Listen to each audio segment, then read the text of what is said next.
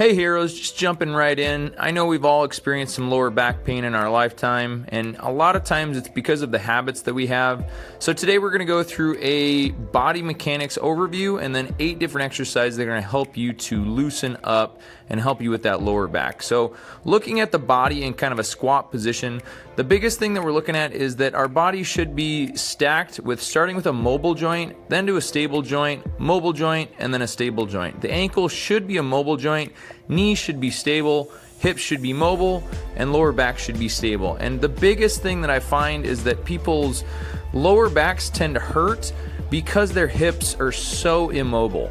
Okay, so the biggest thing that we want to do is loosen up the hips and work on mobility in the ankles and the hips to making sure that we're not putting extra due stress or strain into the knees or the lower back. And so what we're going to do in today's video is go through 8 exercises that are going to focus on loosening up your hips and different areas like your thoracic spine in order to alleviate pain and stress within that lower back. So the first one is a child pose.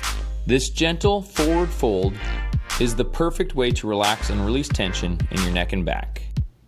The next movement is the cat-cow, which is a gentle back bend stretch and mobilizes the spine.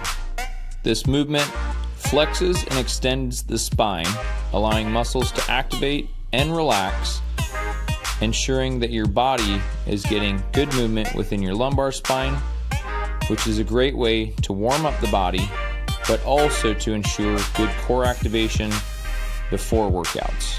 The next is the Cobra pose. The Cobra pose is a gentle lift, and the idea is to engage your lower abs to support your lower back, ideally pinching the glutes and focusing on as much of a hip down position. The next is a sphinx pose, which is more of a lower position if you're unable to keep your hips down within the Cobra pose. And the goal here is to basically relax and let yourself sit into a hip flexor stretch within the movement.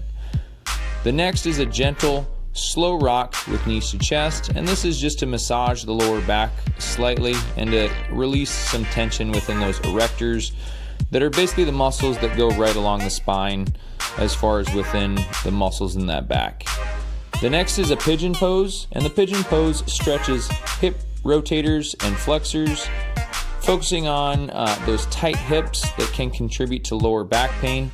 Again, trying to mobilize the hips and focusing on the mobility in the hips so that we can alleviate the tension in the lower back, and trying to create more stability within the lumbar spine by creating more mobility in the hips. Oftentimes those glutes can be really tight within a lot of people, and this helps to alleviate those. And a lot of my clients find the pigeon on the floor too difficult to get into or to really feel a good stretch. So the pigeon on the box stretch is one that I do for a lot of my clients who have too tight of hip flexors or hips and glutes to even get into the pigeon on the floor stretch.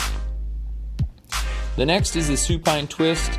This one is hold, and your pose should be at least 30 seconds. The idea here is to keep both shoulder blades down and to rotate the opposite knee to the floor, and focusing on, as I said, keeping both shoulders down and making sure that you're relaxing as much into that stretch. The next one we'll move into is the lying hamstring with an abmat shown here, but can also be done with a towel, and we'll show that after this stretch here. The idea is to keep the knees as straight as possible within the stretch, and the feet are more hip width, and the goal is to really just relax into the stretch. So if you're unable to relax, I would even place the hands on the knees and try to straighten the knees with the hands. But again, you can do this with a towel, really any implement, to ensure that you're getting a little bit of an arch in that lower back and providing you with a slight anterior tilt of the pelvis to get more of a stretch within those hamstrings.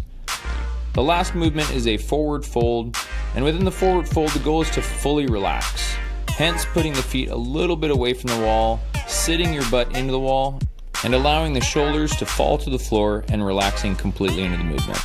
Thanks for watching, guys. Don't forget to hit the like button and subscribe to our channel.